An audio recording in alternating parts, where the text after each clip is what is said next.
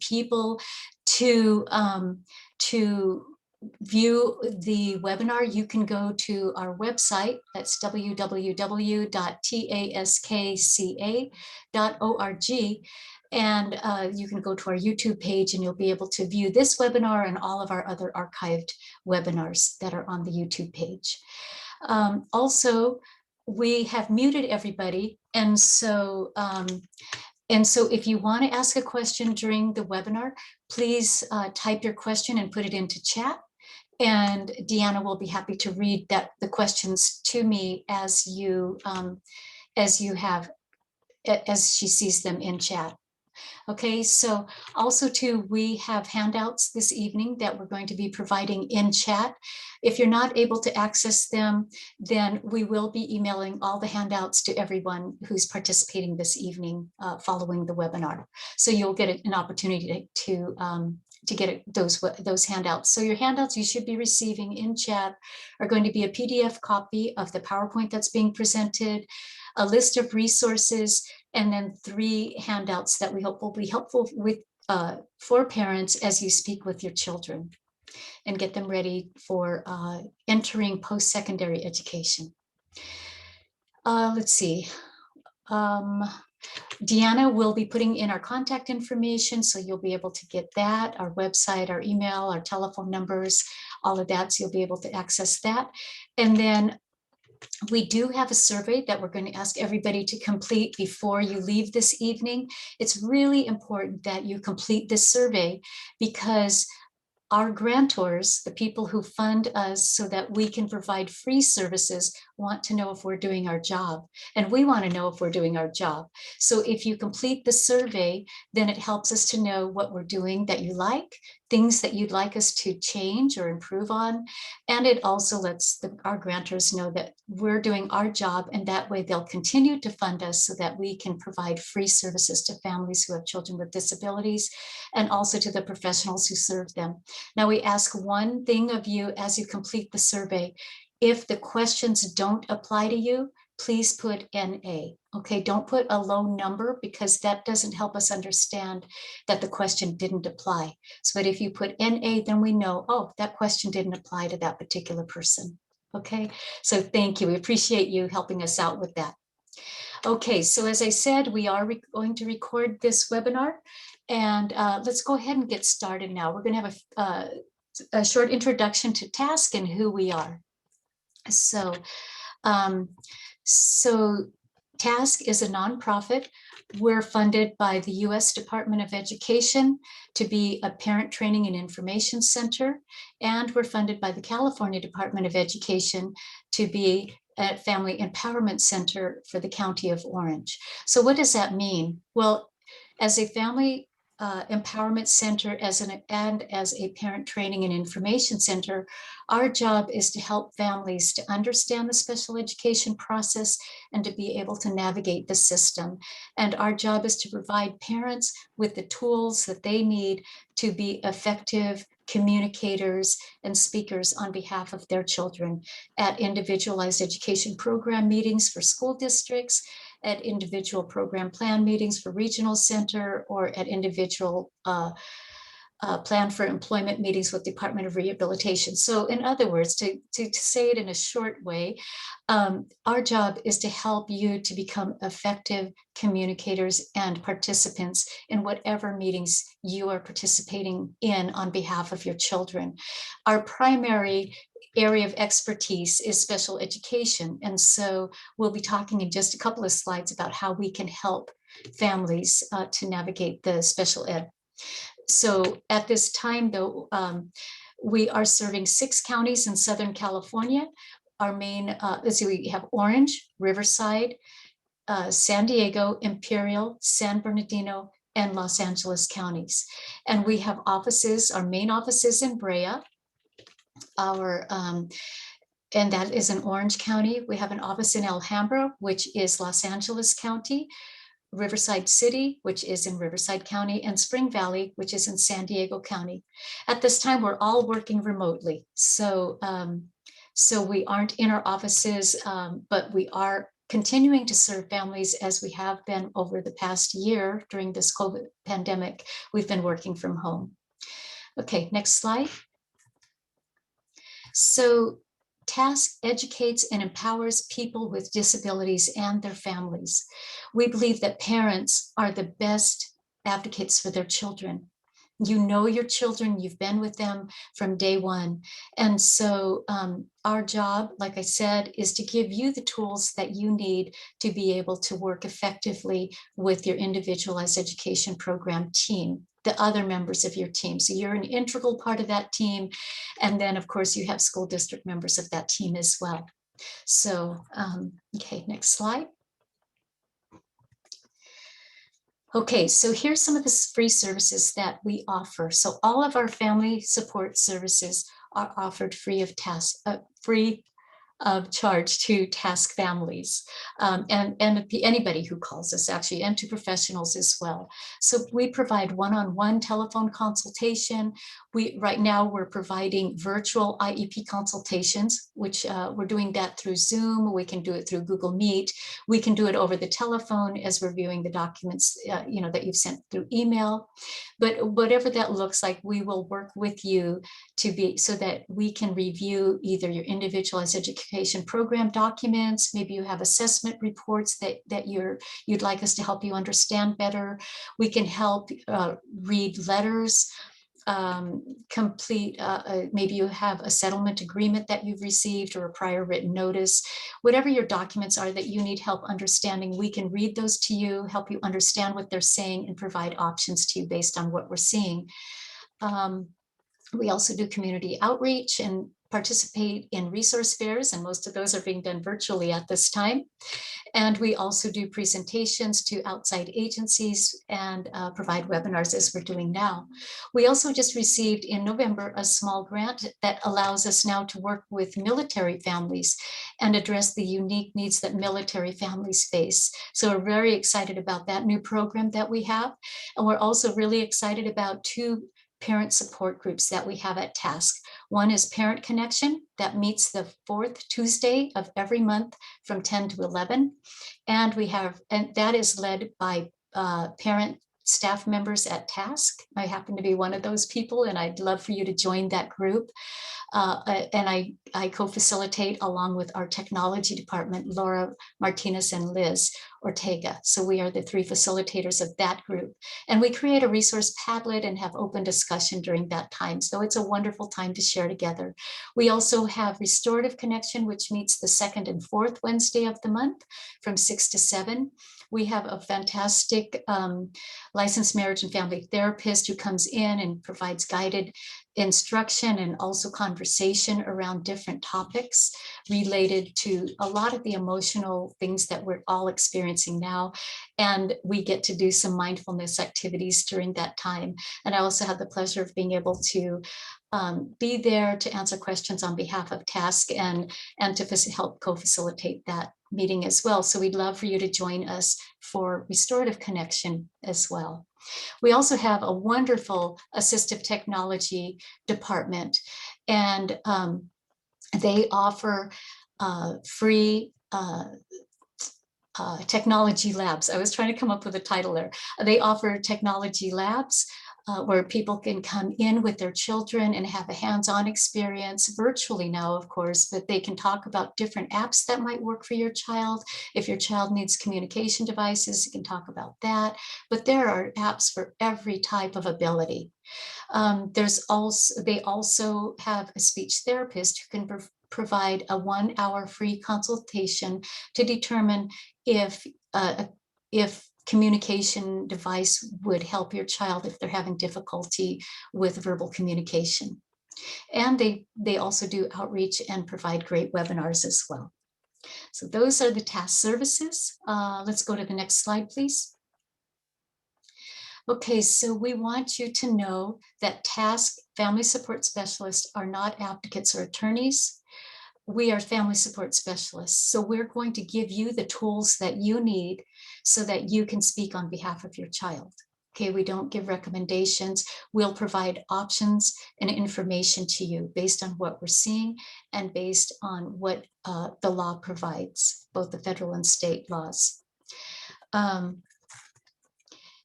Okay, next slide. So this is Mapping Dreams, Transition to Post-Secondary Education.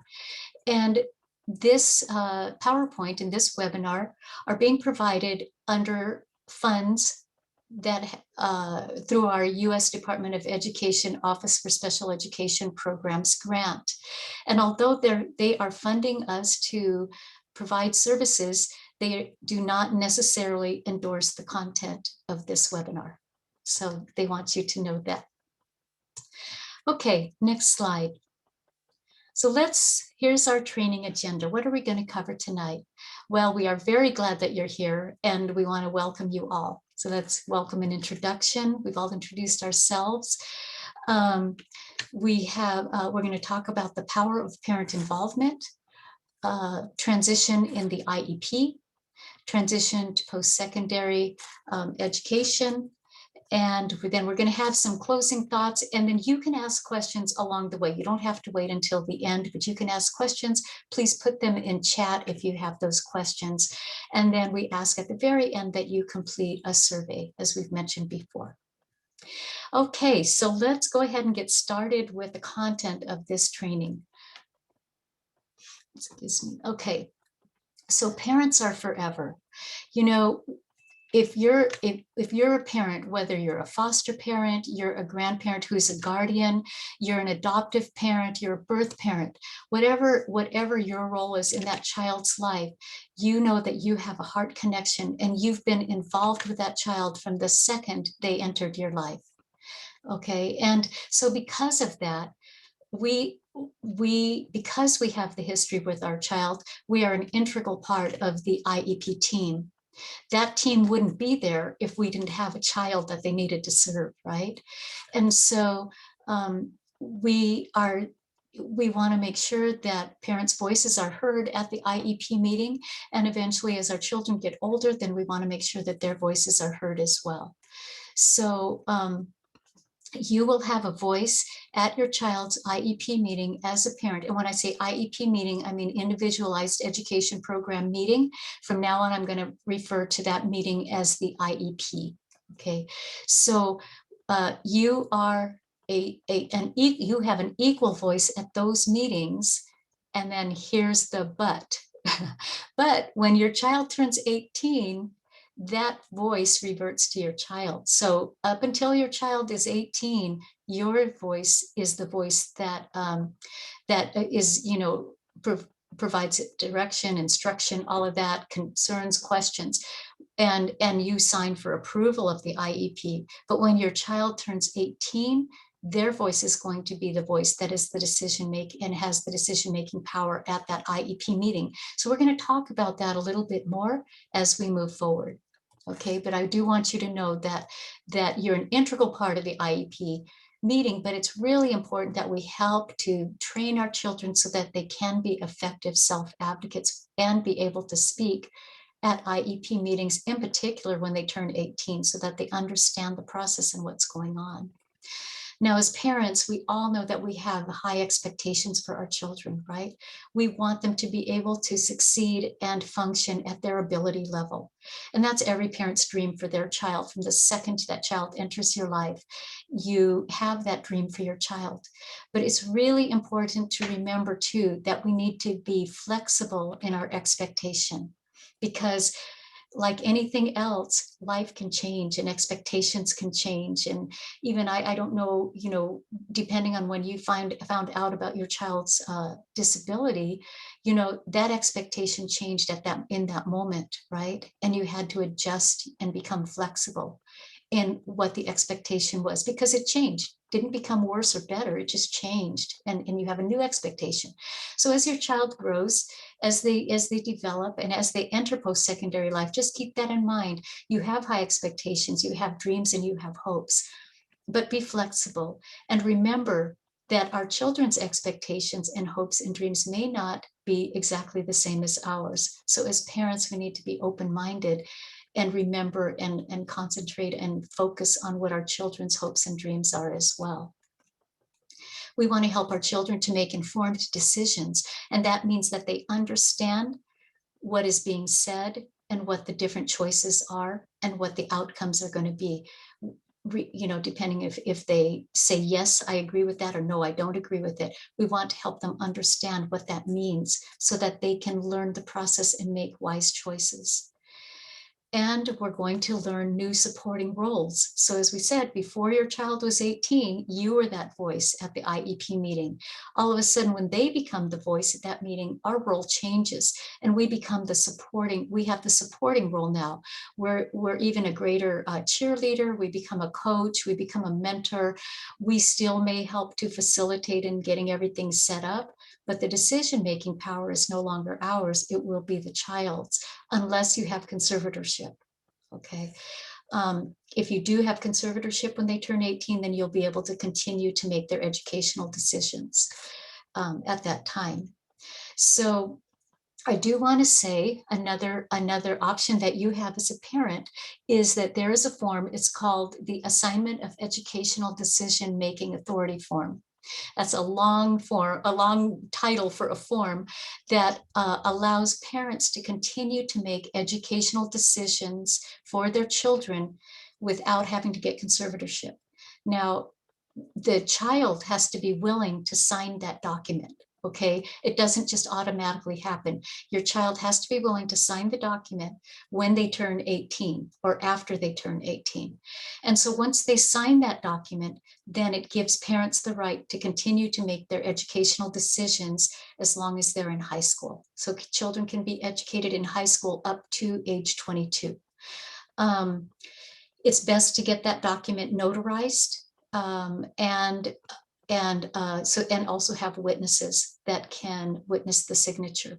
Now, if your child isn't able to sign the document, you can also do the same thing. You can have them make their mark, and then you can have the witnesses witness in front of a notary that that child put their mark on the paper, giving the parent permission to continue to make educational decisions for them once they reach age 18. If you're interested in getting a copy of that document, you can contact TASC and ask to be connected with a family support specialist, and we would be happy to send that document to you. Also, too, just one thing I want to mention about that document. If you receive comments at your IEP meeting that, that your child doesn't have the ability to make that kind of decision, to give you authority, that type of authority by making a mark on that form, something that an option that you have would be to ask, if that's true of this document and their mark on this document is not sufficient, then how are they able to sign the IEP and provide, agree, to consent to the IEP? If you're willing to accept their mark on the IEP, then their mark should also be accepted on this document as well. Okay, so that's just an option, something for you to think about.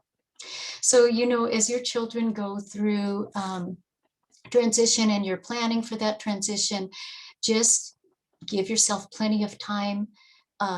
Know that things take longer than you expect that they're going to. So give yourself plenty of time to start preparing for that post-secondary education. Also, have a couple of plans in mind. If plan A doesn't work, always have a backup plan to plan B. Okay, and make sure that you have a backup plan to be able to help your child as they're transitioning out of high school and into post-secondary ed. Now, there are other areas of post-secondary transition that the school district needs to cover: independent living and also employment. But tonight, our concentration is going to be on post-secondary education. Okay. All right, let's go to the next slide. So this is the importance of parent involvement. So when parents are involved, we know that this has a big impact on our kiddos. When we're involved in the IEP meeting, when we get involved in the PTA, Parent Teacher Association, if we're involved with the Community Advisory Committee, we help out in our child's classroom, we go on field trips, we help our children with homework. When we're involved in our child's education, they have a much, much higher rate of success. And that has much more impact on them than a socioeconomic factor. The child could be born into a very wealthy family, but if the parents aren't involved, that money isn't going to help that child to feel motivated or supported. Okay. Excuse me, I need to go back up here. Okay. Okay, let's go to the next slide. So not only is it important for families to be there and to empower students with disabilities, but and to have high expectations, but the federal government and the state government also believe that it's important that there are laws to provide equal access and high expectations for students who have disabilities to help them to be able to succeed. And so we're going to just go very briefly over a couple of those laws with you right now, or I should say several of those laws with you right now. The first one is the Individuals with Disabilities Education Act. This law pertains to kiddos, or students, I should say, that are from birth to age 22. And this law helps students to access a free, appropriate public education if they have qualified for special education services through a fair assessment. It also provides education in the least restrictive environment, with related services and designated supports that help the child to be able to benefit from education and also their special education services. This law ends when the child leaves high school, so they will not have an IEP once they leave high school. Okay, then the next one is Section 504 of the Rehabilitation Act of 1973. Now, every single federal government agency has Section 504 protections. And these Section 504 protections for education are they're implemented by the Office for Civil Rights, which is part of the U.S. Department of Education. And this law is a federal law. It also has education provisions for students as long as they're in high school. And once the student leaves high school, those educational provisions end. They have the same provisions that we just talked about for the IDEA, the Individuals with Disabilities Education Act. But unlike the IDEA, the civil rights protection of Section 504 continue past high school. So once a child leaves high school, the educational provisions end, but the civil rights protections continue. So students in post-secondary institutions cannot be discriminated against because they have disabilities. If they are employed, they cannot be discriminated against by their employer for any agency or organization that receives federal funds, or any agency that is a department of the U.S. Is a government agency. Let me say that, a federal government agency. So, so this law, just know the educational provisions end, but not the civil rights protections. They continue on for life. Okay. The Americans with Disabilities Act. This is another civil rights protection. This gives students equal access to education and it also protects their civil rights throughout their lifetime. So this is a lifetime protection. This requires accessibility to all programs, state, local, federal, private. These programs need to be accessible to people who have disabilities. And the ADA, the Americans with Disabilities Act, also provides that students have the right and employees have the right to have equal access to facilities, programs, and they also have the right to have assistive technology to be able to even the playing field so they can be productive. Then there's the Workforce Innovation and Opportunity Act. This is a fairly new law that was passed in 2015. This law reauthorized Section 504, the Rehabilitation Act, and it broadened the eligibility criteria. But even, well, and also equally importantly, this law requires that the Department of Rehabilitation starts providing employment support to youth that are in high school. So it used to be, before this law was passed, that some districts had the ability to work with students who were seniors because they were funded by the Department of Rehab. But now students have to be provided opportunities to develop work soft skills, employment soft skills, and employment opportunities early on in high school. So 9th and 10th graders, we see that happening. They collaborate, the Department of Rehabilitation collaborates with regional centers and school districts to provide paid internship programs. And through those programs, students are able to work in organizations like TASK and other organizations, State Council on Developmental Disabilities. Maybe they work in stores, or they work in other businesses, community businesses. But this way, when students graduate, they have more employment skills under their belt, and they have a better chance to be able to enter the workforce. Okay, and then we have the Olmstead decision. Now, this decision is tied to the Americans with Disabilities Act, and this decision says that students who have intellectual disabilities or who have developmental delay have the right to use community support so they can live in the community rather than living in an institution. So so this helps our students who have intellectual disabilities to be able to thrive in the community instead of being segregated. And then we have the Higher Education Opportunity Act. This is another law that was recently passed, and I believe it's 2015. Don't hold me to that date. But this law, for the first time, gives students with intellectual disabilities who want to attend post-secondary programs, education programs, the right to apply for grants, including Pell Grants. So prior to the passage of this law, they did not have that same opportunity. So this evens the playing field. And so this is a very important law because of that. Okay, next slide. And Deanna, are there any questions at this time? I'm assuming you're at this okay. time, Paula. Okay, perfect. Okay, so what can parents do? Well, we, again, communicate and have high expectations, right? Understand and take an active role in the IEP process. And if you don't understand what's going on, ask questions. It's perfectly fine to ask questions. If the district members of the team are talking in terminology that you don't understand or using acronyms, ask them to explain, ask them what they mean by that.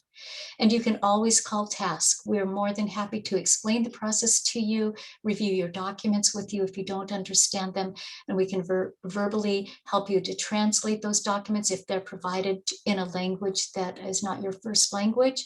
If you speak Korean or Spanish, we have family support specialists that can help to provide verbal translation of those documents for you, as well as help you write letters. So also support your youth's participation in the IEP process. So there's several ways that you can do this. I know when my son was in high school and he attended IEP meetings, he didn't want to speak in front of the rest of the team. So what we did prior to the meeting, I would sit down with him and I would ask him questions, and I would write the question and then provide his answer, write down his answer.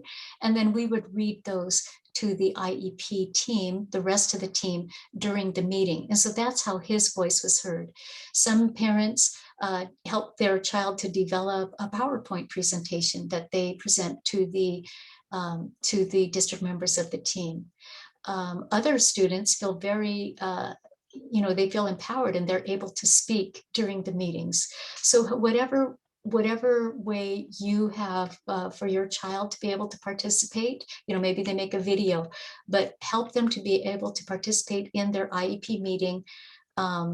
Even if they just attend for a portion of it, you can always excuse them if the conversation gets to a point where it's uncomfortable for them to stay. You can excuse them at that time. But it is important for them to get involved with that meeting so that they are part of the decision-making team. And then we, of course, want to make sure that we're addressing the accommodations that need to be provided, the academic skills, and the transition goals that are services that need to be provided. We want to make sure that those are discussed during the meeting. And it's very important to understand that the school district can't do everything, right? They're there to provide a free, appropriate public education, but they're not going to be able to make everything perfect. So we just need to keep that in mind as parents, okay? They have to provide a free, appropriate public education, and we also do our part as parents as well. Now, I want to talk here a little bit about the age of majority. Remember, I said that at age 18, the parents no longer have the voice at the meeting. The voice transfers to your child at age 18. So when the child is age 17, you're going to be notified by the district that in a year, your child's going to start making the decisions. And so that gives you a whole year to start working with your child, to get them prepared, to help them understand the responsibilities and what's going to happen. And then when they turn 18, I know I became invisible when my child turned 18. I all of a sudden one day I was there and the next I wasn't. And so it was quite a different experience. But my son was willing to sign the assignment of educational decision-making authority forms. So when he did that, I was able to continue to make his educational decisions for him because he gave me that permission to do that. All right, let's go to the next slide. So the student is always at the center of transition, right? And in the transition, we should be talking about, how are they going to transition? What type of independent living supports are they going to need, and where are they going to be living, and who's going to be providing those supports? And what about employment? The same questions. Do they have a plan for employment? Are they going to need education in order to meet their employment goals? Are they going to need assistance from regional center or Department of Rehabilitation or other agencies to meet those employment goals? Also, too, that same question could be asked for independent living. What about recreation and leisure? Are they going to participate in day programs? Do they have groups of people that they meet with regularly? How is that going to happen? And who needs to be included to help them meet those goals? And what about post-secondary education? Who are they going to work with at the school? Is there guidance counselor? Is it going to be do they have a transition specialist? What about the community college? Are they able to visit that and get an idea of what the community college has to offer, or the university? Can they visit the Disabled Student Services Center to get an idea of what's involved there?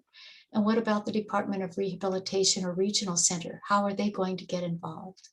And community participation, are they going to work at a community-based organization?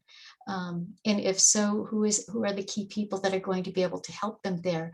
And how are they going to communicate with their employer about the accommodations that they're going to need on the job? So these are just a few of the questions that the IEP team can answer when a student is involved with transition. And we're going to talk about the ITP, or the Individual Transition Plan, in just a minute. So as we said, some of the questions that can be answered by the team and by the student, some of the questions that the student has that the team should answer are: what skills do I need? What support will I need? And who can help? So those are questions that the team can answer. Okay, next slide. So how can we go from here to there? Okay, so to get from here to there, right, it's like taking a journey. So we need a map to help us get there. And we're going to take a journey And like every journey, you know, the path, the map can change. We might be on one freeway and then realize, I want to, there's something over there that I'd like to go visit. And so we're going to switch freeways. We're going to get off that freeway and get onto another one. And our path is going to change. And we're going to veer off the path for a minute. We may get back on to our original path, or we may go in a completely different direction. And that's true of our child's transition as well. So we just want to become aware of options that are out there for our children. We want to be able to invite new people into our students' life. And we've talked about some of those new people. We talked about agencies like the Department of Rehabilitation, regional center, independent living centers. Some of the Also, too, you can connect with families who have children who have disabilities that are currently attending post-secondary education, and talk to them and have them talk to your child. The students, have them talk to each other about their experience on the community college campus or in the university, and to help your child to understand how to access services. So just introduce your child to new people and new agencies that may be able to help them. And stay flexible, because like we said, the journey can change and you need to be able to move with that. And of course, that includes your child's dreams and hopes for their future. And ask questions if you don't understand a particular process, whether at the community college, at the university, maybe at the trade school that your child's involved with. Ask questions. If you don't know how to access Department of Rehabilitation services, call Task and we can help you. You can go online, you can Google Department of Rehabilitation, and they have they have a really great website as well that can help you to access and understand their services. Just to let you know that I've talked about them. I'm going to talk more about the Department of Rehabilitation in a little bit, but they are a wonderful agency that can help your child with post-secondary education, as well as Regional Center can do the same. We also are going to advocate for the needs of our child and make sure that those services are being provided to our children appropriately. Okay, next slide. So who does the planning and why? So again, the student is in the center of this. The student should always be in the center of transition. So the family is going to be involved. The school team is going to be involved with helping with transition. Other agencies or organizations are going to be involved. And again, those are agencies like the Department of Rehab. So you've heard me talk about them quite a bit.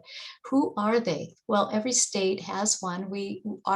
Our vocational rehabilitation center is called Department of Rehabilitation.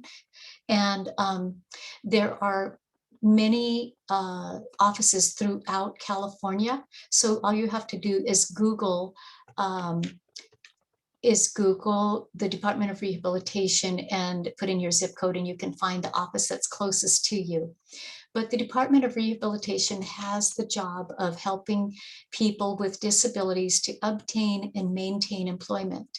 So if your child's post-secondary goal is employment, let's say that they want to become a veterinarian, okay, that's going to require education. Or maybe they want to become a mechanic and they're going to need to attend a certification program through community college or through regional occupation program. If you're then the Department of Rehabilitation can come in and say, okay, we can help fund the education for this student, because in order to meet their employment goal, they're going to need to have this type of education. Of course, you have to, before they will fund, you have to exhaust all of the resources and then show them that, because they're the payer of last resort, that you have exhausted all other options and you don't have any funding resources available for you to attend college or the trade school. So then they can, if that's the case, then they can fund that education. They help to fund books As well, they can provide readers or note takers or assistive technology in order to help make that education possible for your student. So those are just some of the resources that are available through the Department of Rehabilitation. And also the Regional Center can help fund some types of programs, of course, as a payer of last resort as well for Regional Center consumers. Okay, and then next slide, please.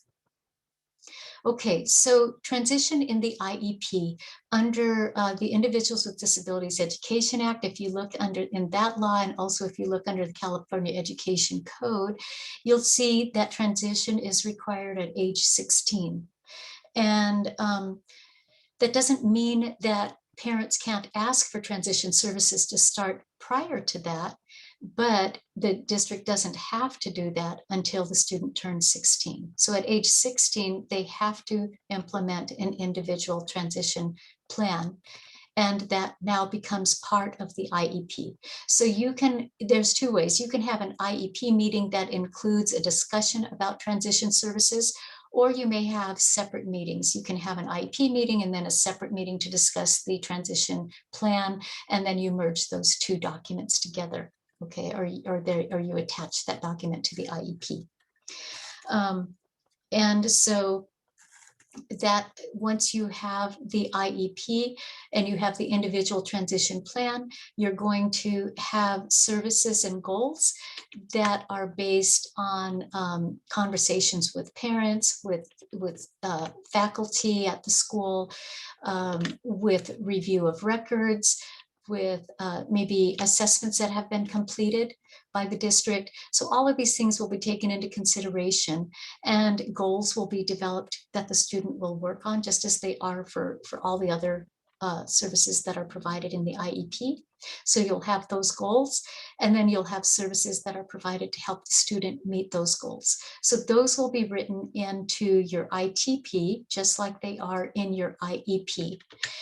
Now, in addition to regular goals that are going to be written in your ITP, you're going to have post-secondary goals so that you will know what your child is going to work on once they leave high school.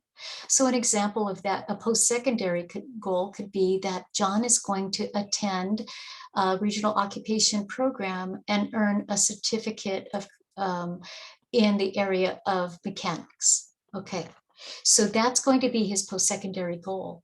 And then the service that would help John to be able to meet his post-secondary goals are going to be written into the ITP. So those could include, let's say that John's going to need to have some math skills in order to participate in that program, right? That mechanics program. But he's really struggled with math during high school, right? So as part of his ITP, we might have math remediation provided to him so that he can participate in his post-secondary goal. So that would be an academic service that he can have. He can also have related services like transportation. Maybe he needs to learn to take transportation in order to be able to meet his post-secondary goal and in order to participate in the trade school program. And or he may need mobility in order to know how to use that public transportation or shared ride sharing, like Lyft or Uber. He may need to have training in that through mobility.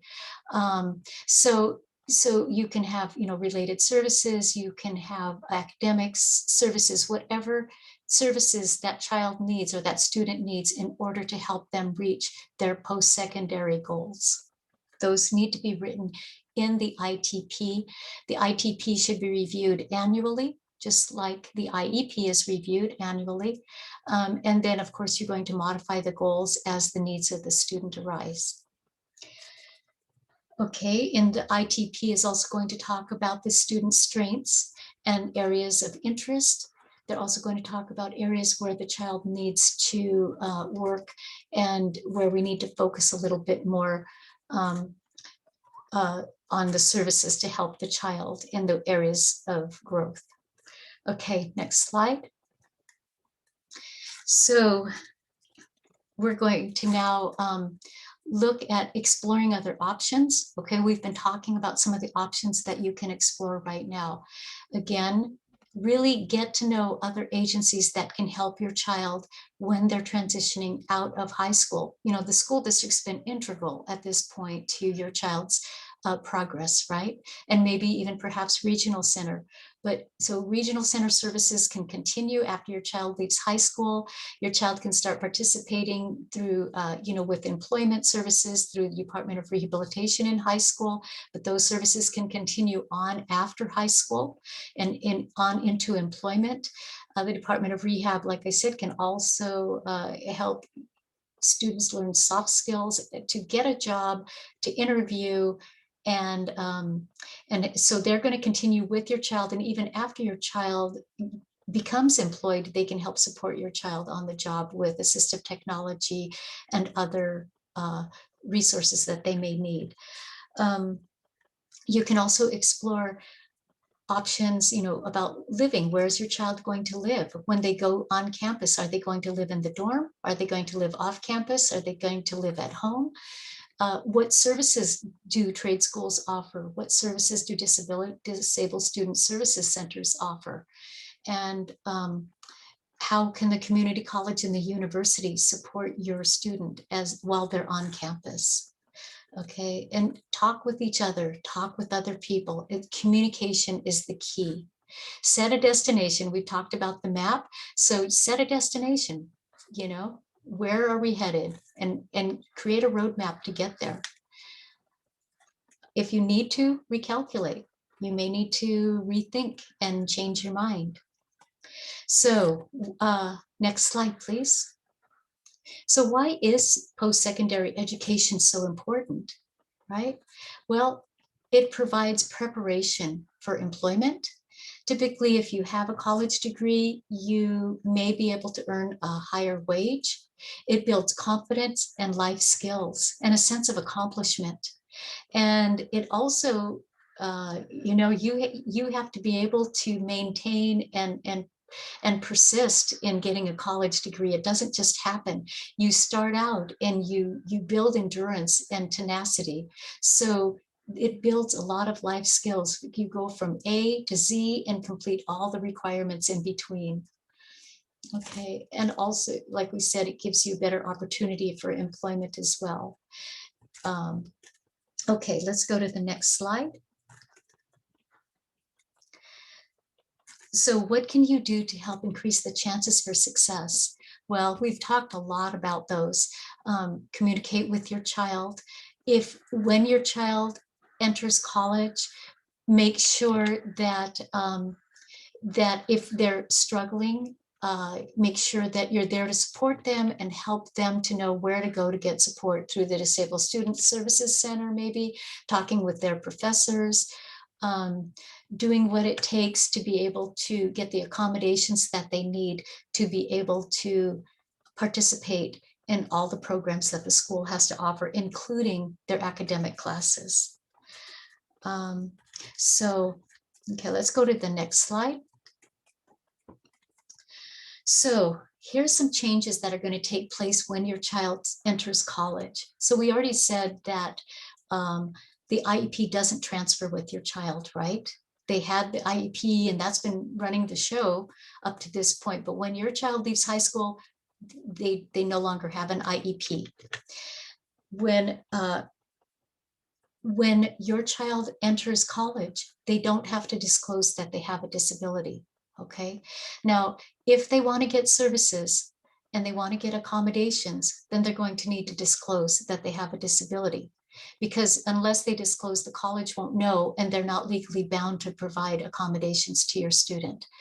But if your child doesn't want to disclose initially and they want to try college or they want to try employment without disclosing that they have a disability, that is their option as an adult to be able to do that.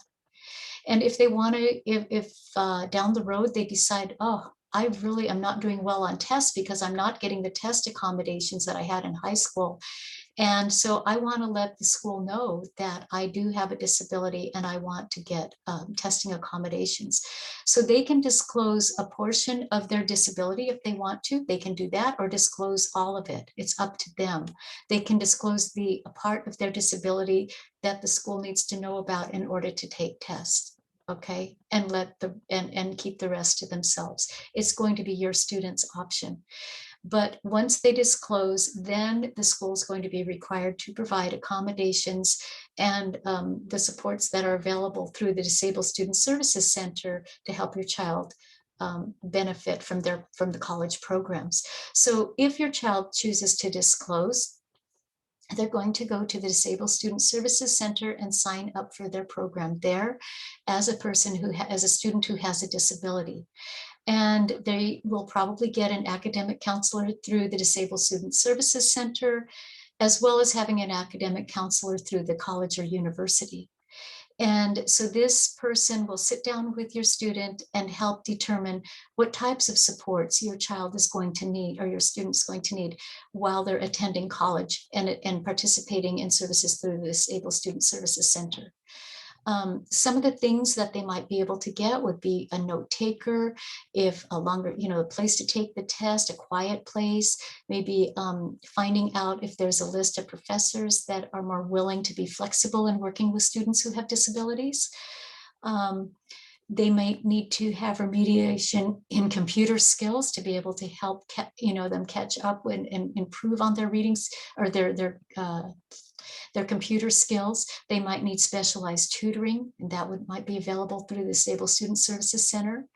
They can get preferential parking so that it makes it easier for them to attend class, and they get preferential enrollment so that they are enrolling before the rest of the student body, which really helps. It helped me with my son when he was attending college, and we wanted him to get professors that had been identified as being more flexible in working with students who have disabilities. Then we were able to get into classes that those professors were teaching because he had preferential enrollment. So those are some of the things that the Disabled Student Services Center can help the student with if and when they disclose their disability. Now, I just want you to know that if your student has taken a few tests without accommodations and then they decide they want to disclose, those accommodations will be effective from that point forward. You can't go back and retake the test for those accommodations. Also, when you're in college, students have to meet the same rigorous requirements to get a degree and to complete classes as all other students. They don't modify the curriculum or the program, or they're not required to do that for students who have disabilities. Like, your student may have had that in high school. They don't have to do that in college, okay? What they have to do is give your child equal access to all college academic classes and the college programs. And they do this by providing accommodations and by making assistive technology available as well through the Disabled Student Services Center. And also, if you happen to be a regional center consumer or a Department of Rehabilitation client, those agencies can also help with assistive technology through their programs. So, like we said before, the Americans with Disabilities Education Act and also Section 504 of the Rehabilitation Act are the two laws that will help your student to have equal access to post-secondary education programs and all activities. Okay, so right now I'd like to turn the mic over to Mario, and he's going to present our next slide for us. Thank you, Paula. Okay, so with all these considerations in mind, let's talk about the steps in mapping the transition to post-secondary training or education. When you are planning for this journey, you will need to decide on a specific destination or goal, and then map a course of action to reach that goal. The measurable post-secondary goal in the area of post-secondary education or training should describe the destination. A first step is for parents or youth to talk with each other. And we'll be discussing some of the questions in a minute here. Discussing your responses to the checklist questions along with family realities and possibilities is a good way to get started in the exploration phase to discover options. When discussing college options, you will want to think beyond a particular major.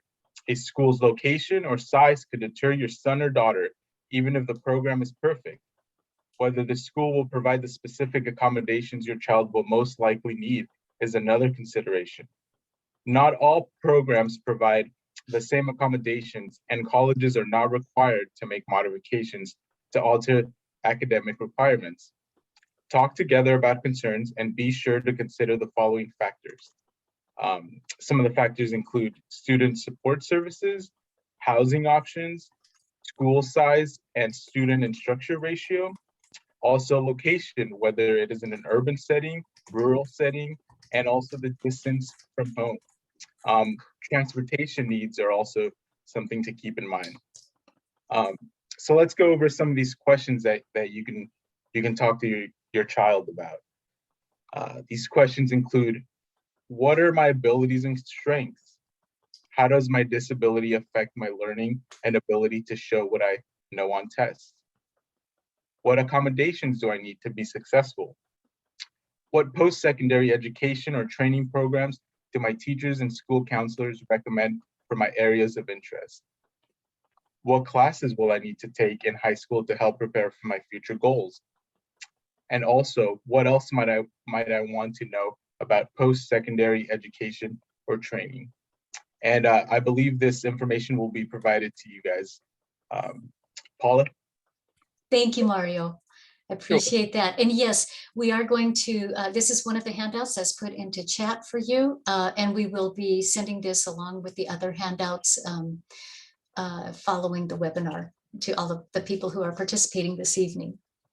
So we'll go to the next slide and we're going to explore post-secondary options together.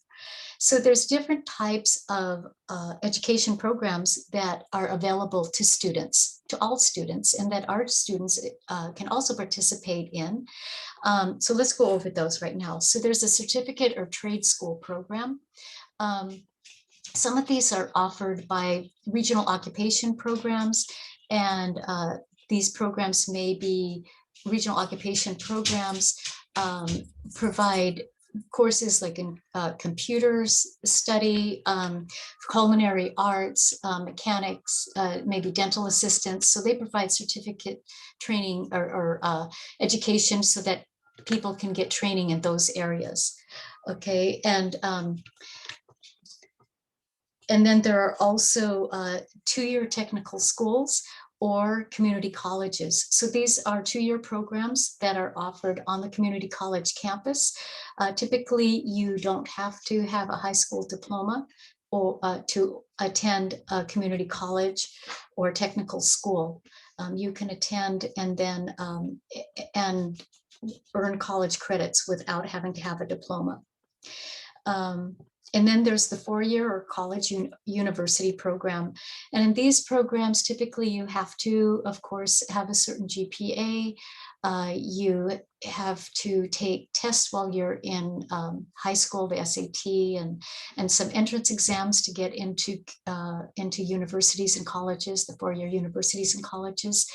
And they may have other requirements as well. You may need to write an essay, and you also need to maintain certain GPA programs in order, or GPAs in order to stay in certain university programs.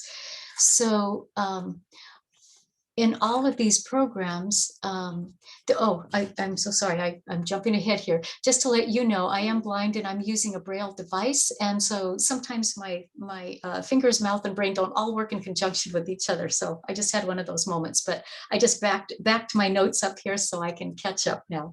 So there are also college programs that are available to students who have intellectual disabilities or who have developmental delays. And some of these programs allow the students to live on campus. Others of them, the students live in apartments near the college campus, and then they attend they attend the community college or they attend the university. So I'm not sure if UCLA still has a program, but they had a program where the students lived in the dorm and participated in functional life skills programs. And then there's a community college here. I want to say it's Orange Coast, but I know it's here in Orange County that has an apartment complex near the community college campus that students can live in with who have intellectual disabilities, and they can participate in a functional life program on the college campus. There's also some college courses that are open to the students that they can take for credit, no credit, so that they're participating in college classes along with other students. And of course, they have equal access to all of the college programs as well. And then we've already talked about another program would be a regional occupation program. Okay, okay, next slide, please. So what you need to do if you want to disclose your disability. So we've kind of gone over this already.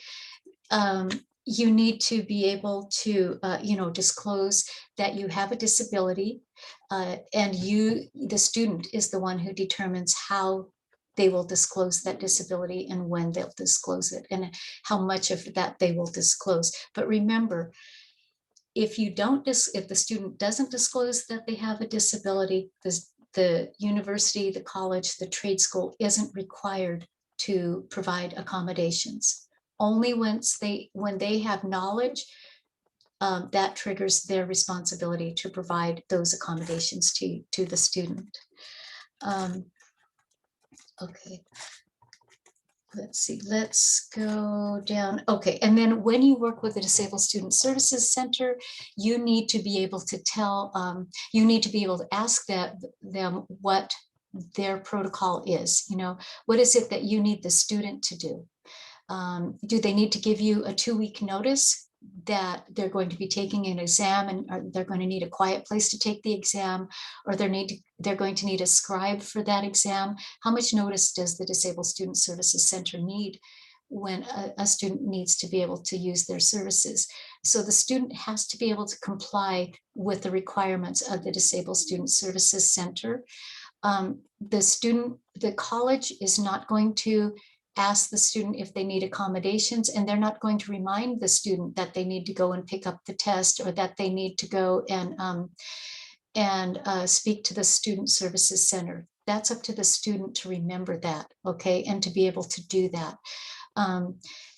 It's up to the student to make sure that they follow the directions given to them by the Disabled Student Services Center. The Student Services Center is there to provide supports, facilities, and assistive technology to the student, but it's up to the student to make sure that they're getting the accommodations they needed to help put those into place. And that's where parents in the background, that's where our supportive role comes in. We can help our student to have a voice, to learn to speak up, and to learn to communicate effectively with their professors, to help them to understand what it is that they need. And if they need us to go and be there as support, we can certainly do that to help them. But just know that it's going to be your student's voice that's going to be heard during those meetings. There is a form that some colleges have that you can ask your student to sign if they want you to be able to participate in the meetings with Disabled Student Services Center when they sit down with that academic counselor to talk about the services that they need. Some colleges have those forms, and so you can always ask, or your student can ask, if there are forms that will allow you to be able to participate in those meetings. So my son actually signed one of those forms when he went to community college, and I was able to sit in on the meetings and participate in those meetings with him, with his permission, of course. So that is something that that did take some getting used to when my son became an adult, was that his voice was the voice that was being heard at that time. And from that point on. Okay, and so we've already talked about disclosing your disability. When you register with the Disabled Student Services Center, you will need to provide some kind of documentation showing that you do have a disability. So that can be, you can have an IEP document, a medical note, your 504 plan. They might also have, they might do an assessment there to determine if your student has a learning disability. They may or may not do that, but there needs to be some type of documentation to show that your child does have a disability and does need accommodations. So, okay, and then of course, when you're working with the Disabled Student Services Center, you want to collaborate with the staff, and you want to make sure that you're getting the textbooks that you need, that you're working with the faculty to get the accommodations that you need, and that your student understands what accommodations they need and how to communicate that. Okay, next slide. Okay, so what can families do now? Well, they can work on self-advocacy, because that's the key. If our students don't know how to speak on behalf of themselves, then they're going to really have some major struggles in the adult world. So helping them to feel empowered so they can be self-advocates. And we can practice that at home with them, listening, asking for their opinion, giving them a chance to speak without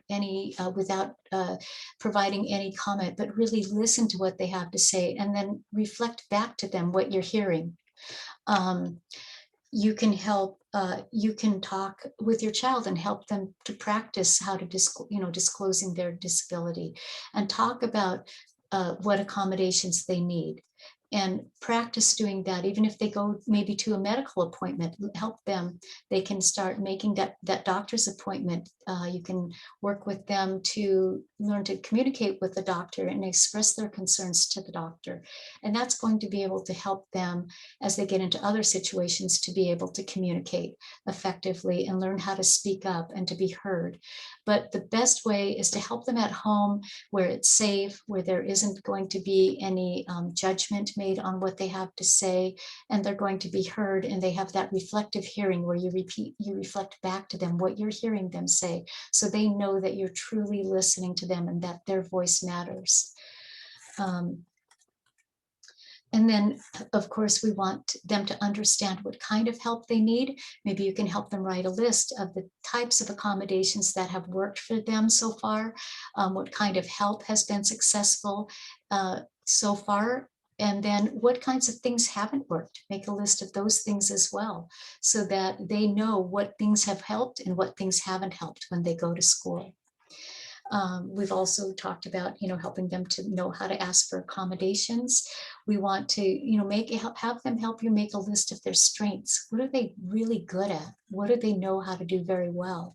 And then what are some areas where they need to grow and where services may need to be provided to help them grow? We want to make sure that they understand short-term goals, like maybe they're going to complete a computer class right now and how to do that. They're going to work on maybe their interaction with their peers, and that's going to be a short-term goal during the IEP. But their long-term goals might be to go to a community college and get a certificate in culinary arts. Okay, next slide. So here's some important documents to keep. I keep a binder for my son, and for every year that he was in high school and college too, I kept a binder. And so in there, while they're in high school, of course, you'll have their current IEP or 504 plan, but of course they don't have those documents in college. So in college, then you would have their recent evaluation reports. Maybe you've had some private assessments completed, or even their recent evaluation reports that they had prior to leaving high school. You might have medical documents in that binder, especially if they're still under doctor's care. You want their high school transcript to be in there, or if they've attended other post-secondary education institutions, you want those documents to be in there. And you want performance reports or progress reports to be in there as well. You want to have either their diploma or their certificate of completion also should be in there. And also any kind of correspondence that you've had with outside agencies that might be involved with your child's transition, such as the regional center, the independent living centers, or Department of Rehabilitation. You want that correspondence to be in there as well. Any assessments that they completed can be in there as well. Okay, next slide. So again, here's a handout about making a map. And this handout will be given to you along with all the other handouts that are being presented this evening. So you're going to make a map, set a destination, and help so that you have a map of the journey that your student is going to be taking from the time they leave high school to the time they enter that post-secondary education and beyond. Okay, next slide. So I know from experience, because I've journeyed this, I've traveled this path, both as a person with a disability and as a parent of a child who has a disability. Now, for me, it was very easy to disclose my disability because I have a physical disability. And so it's very obvious that I'm going to need accommodations. It still was up to me, though, to go to the Disabled Student Services Center and to let them know what kinds of services I was going to need. But it made it a little easier as far as disclosing that I have a disability. My son, on the other hand, has a hidden disability, and so he had more options in terms of when and how to disclose the disability. But it is worth the effort. As a parent, it's a lot of work. I understand that, and it's a long journey. But I will tell you that I benefited from the efforts of my mom. She was an amazing mom. She's since passed away, but if it was not for my mother, I know beyond a shadow of a doubt that I would not be presenting to you this evening. I know that I am who I am today because she believed in me, and she helped me even when the school district and the college programs were saying that I could not be educated. I wanted to be a teacher in college, and the college program said, oh, no, blind people can't teach children. They might injure the children. And I had to use my self-advocacy skills that my mom taught me to be able to talk to the college and help them to understand what equal access means and how people with disabilities have the right to be educated in all programs that are offered by the school and by the university. And because my mom did such an amazing job helping me to understand self-advocacy and how to speak up, I was able to get my teaching credential and to be able to teach junior high students. So it is because of her and because of the hard work that she put into my education and into helping me and supporting me and coaching me and mentoring me that I was able to then use those skills to help my son when he needed my support. And so just as I'm telling you today that it's because of my mom that I'm able to be here today, one day your child's going to be able to say that of you. He or she is going to be able to say that if it wasn't for my mom or for my dad or my grandma or my grandpa or my uncle, my aunt, whoever that person is that is so instrumental in that child's life, they are going to be able to say, it's because of you that I am here today. So the effort is great, but oh, the reward is even greater. So hang in there. It is worth it. In the end, your child's hopes, their dreams, they're going to be realized. They might be realized in a different way than we all planned on, but your child does have a future, and they have a hope, and they have dreams that they will be able to fulfill. So just be patient. I know it's hard. I have my moments and my days where I just think I can't do anymore.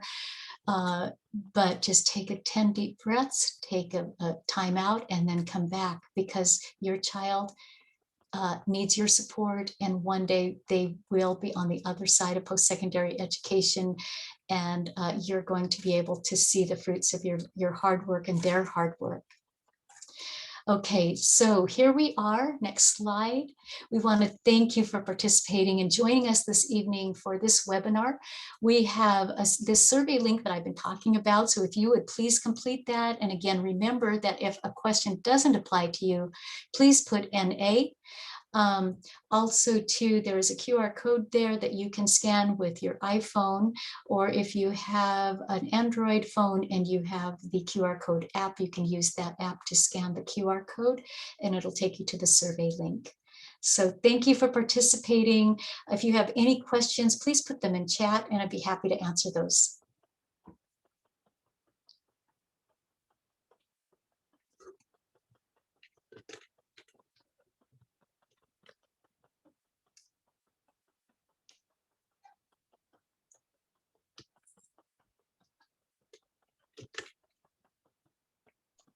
I just saw it, so I just enabled it. So I apologize for that. Okay. So you should be able to chat.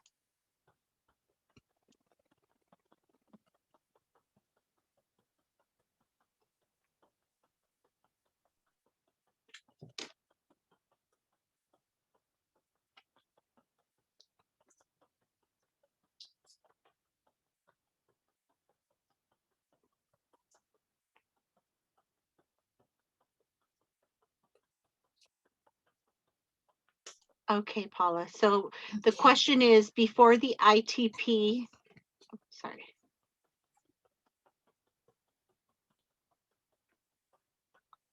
Sorry about that. A bunch of them came in at the same time, so it popped me up. So question, before the ITP, there should be evaluations? Yes, so there should be some type of indication. So they do this differently. They can use standardized tests, and they can speak with the family, the school, they can review records, speak with the student, of course. And so all of these different sources of input will give the ITP team knowledge about what the student needs. But yes, there should be evaluations before the ITP. Also while the student is participating in the transition program, you can, parents have the option to request that vocational assessments are completed to see what the student's strengths are and what areas they need help in regarding vocation or employment. Okay, next question is asking if you remember which college has that special dorm for our type of kids, which I assume can teach them independence. And I think it's Orange Coast College here in Orange County. It's not a dorm. In the Orange County program, it's either Orange Coast or it's Golden West, but it's an apartment complex that the students live in.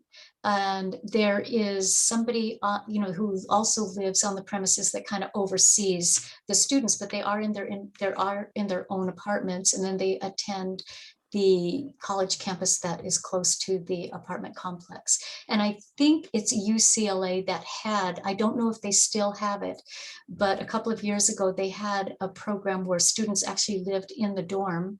So they got to experience dorm life, and then they participated in the life skills program. And they also, were able to participate in college courses for credit if they wanted to do that as well. For credit, no credit, actually. Yeah. If I can add to that, it's actually the local one. It is Orange Coast College that offers that program. Thank you, Mario. Awesome. Okay, the next one says, my daughter is graduating high school and planning to attend art school. Is it possible for her to receive financial aid for part-time attendance due to her disability? Normally, a student is required to take 12 units, which would be challenging for her. So that, I'm not sure about that in terms of FAFSA and those types of programs, but there are other funding sources. We mentioned if your child is a client of the Department of Rehab and she's not able to get funding part-time for her education, perhaps they can fund a partial program. Also to regional center, especially for the programs for students who have intellectual disabilities. They may also be able to help fund those programs on a part-time basis. So look at other funding opportunities besides just the ones that are offered, you know, through the federal government or the state government. Next question is there a list of colleges that provide best support services for autism/ADHD? There are a couple of colleges I know that that help students who learn differently. There's also a college, and all of them right now are just fleeing my mind. Mario, if you can go on Google and look, it's one for students who have learning disabilities or attention deficit, and I believe it's in Vermont, but I can't remember the name of it right now. And there's And Paula, yeah. they can email us too. If you Yes. can email us that question and we can research and get back to you as well. So don't forget. Yes, that is a great, thank you, Deanna. That's a great option as well. I think allotted is the university for students who are deaf. That's a particular college. But yes, did you find it? Yeah, is it Landmark University? That's it. Thank you. It's Landmark. That's it. Yes. So that's for students who learn differently. So I'm sorry, Deanna, the question is there a list of colleges? Yes. Is there a list of colleges that provide best support services for autism/ADHD? You know, I don't know of that. There's a list of it seems like on Google, you can Google most anything now, but I know. Can I add something, Paula? Yeah. Also, like if there's a particular school or university that you're considering, research the student support services at that particular school as well. Most of the schools have the website on their website. They have information, and they have a specific department that you can get in contact with for additional information as well. Yes, that's really good idea. And so I know in Orange County, because you can tell I'm based in Orange County, I'm talking about that a lot, but each community college in Orange County, I shouldn't say each, but we know in Orange County that, for instance, there's Fullerton Community College. They work, you know, their Disabled Student Services Center seems to have a real expertise in working with students who have learning disabilities or ADHD. Santa Ana Community College tends to work really well with kids who have emotional disabilities and need more support in that area.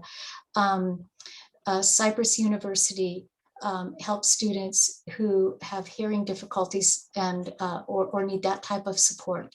So it just depends. So it's like Deanna said, check with the Disabled Student Services Center and ask them if they have an area where they have more supports. That was a great option.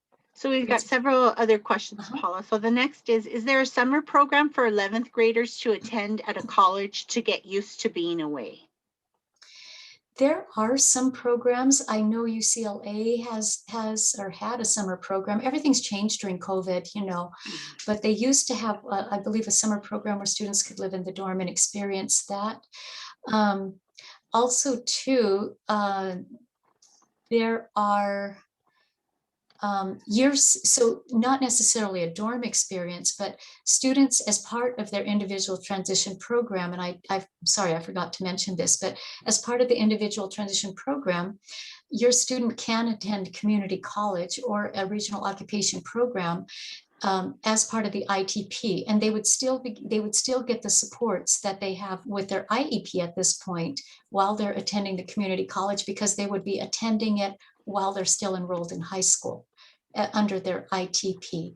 So that would give your child the opportunity in 11th grade to be able to go onto the college campus, get used to being there, enroll in some college classes.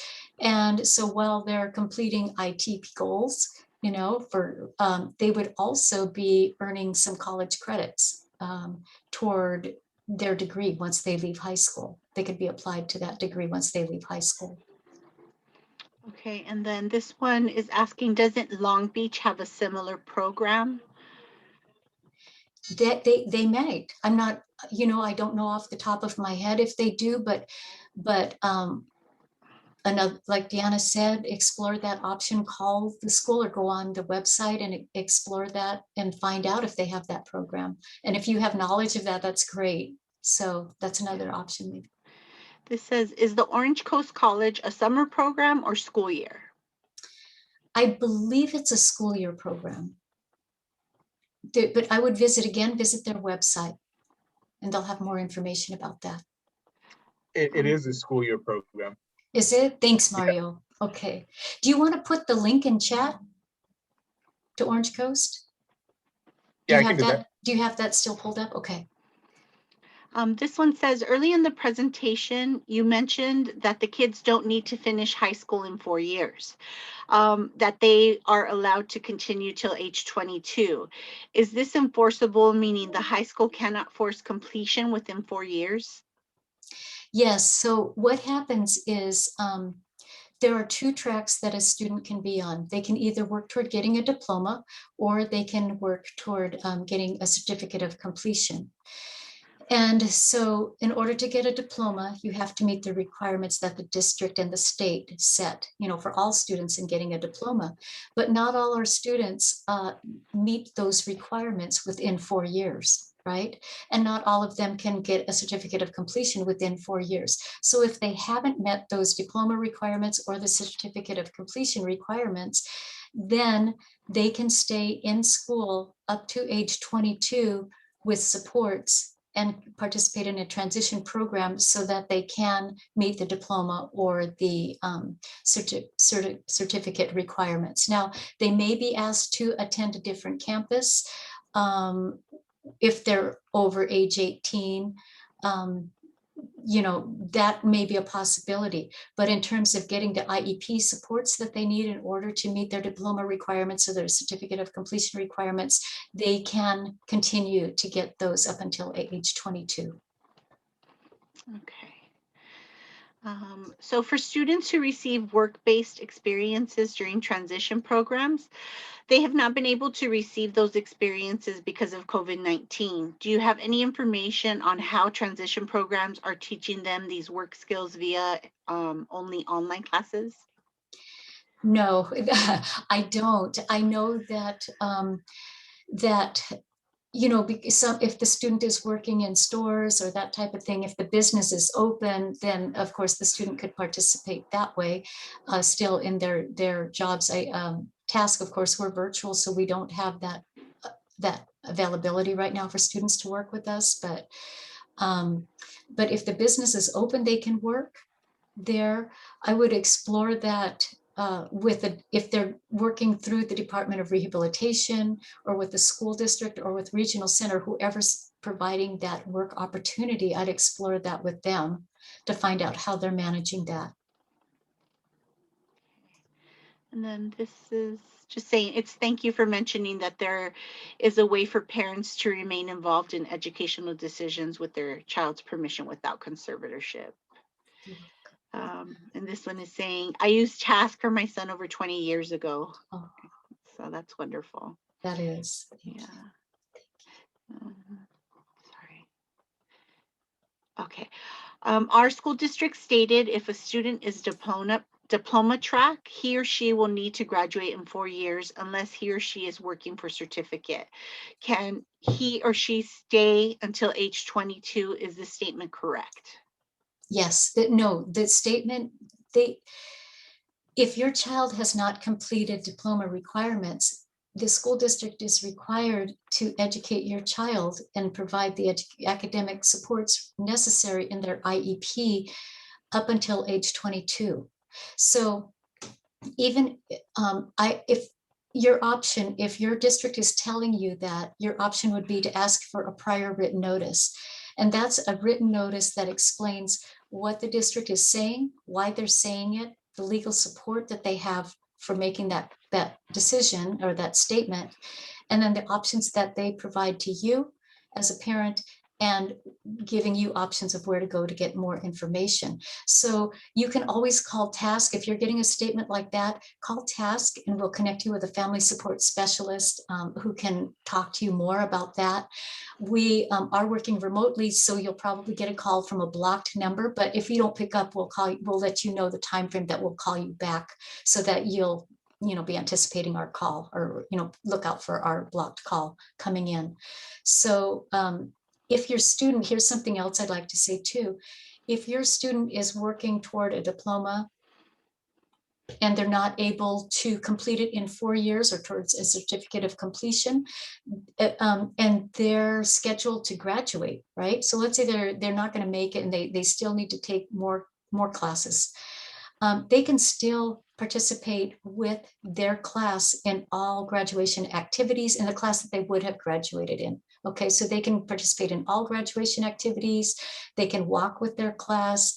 They once we get back on campus, they'll be able to walk with their class, receive the diploma, and receive the sleeve with their class. Now, they're not going to get the diploma at that time. They'll get an empty sleeve at that time.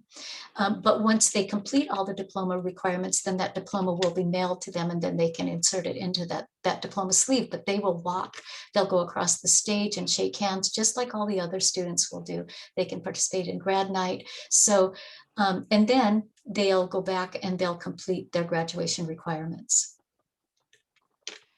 This one is just asking, it says, what is that written notice from the district? What is the formal name for this notice? It's called prior written notice, or PWN. And then this says school districts offer workability programs for students. Yes. Yes, they do. Yes, so there's 4 different types of workability. These programs are offered in a collaboration between the Department of Rehabilitation and the California Department of Education.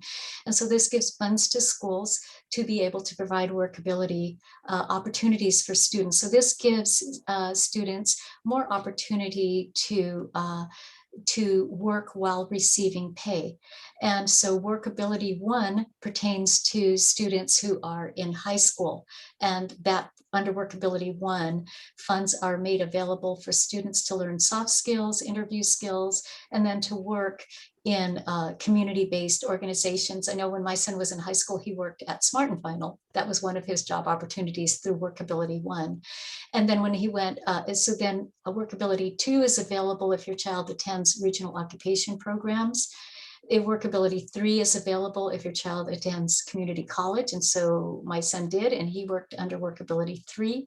And then workability 4 is available for university students. This question says, our school says there is no workability program this summer due to COVID. Can we participate in another school's workability program this summer? That would have to be determined by your, if your IEP or ITP team agrees that that is going to take place and you can get it written into that ITP, and then yes. But as parents, we can't transfer our kiddos. You could maybe ask for an I don't know if it's an inter-district, if the school is still within your district, it would be an intra-district transfer so that you could go to a different school. But I think the option would be to start with your ITP team and see if they would be willing for that to take place. And if they do and they write it into the ITP, then yes, that could happen. This one says, so if the student met the certificate requirements, then he can't stay an extra year in high school. He did not meet his social skills goals, so high school wants him to move on to adult transition program. Yeah, so the adult transition program is still considered to be part of the school program. And so he's still being educated, even though he may not be receiving academic instruction, he's still participating in a transition program, and he can work on communication skills in that transition program. There's other options that the ITP team can explore, such as like some community colleges have programs. I think the North Orange County Community College District has a transition program that's offered. I believe it's through, it's offered at the Wilshire District through Fullerton Community College. And so they offer other transition experiences that are a little bit different than those that are offered by school districts. So that's just something else to explore, is what do community colleges offer, and can that be written into our ITP? Where we said explore options, so that would be another option to explore.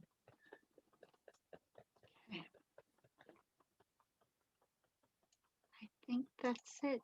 Is that it?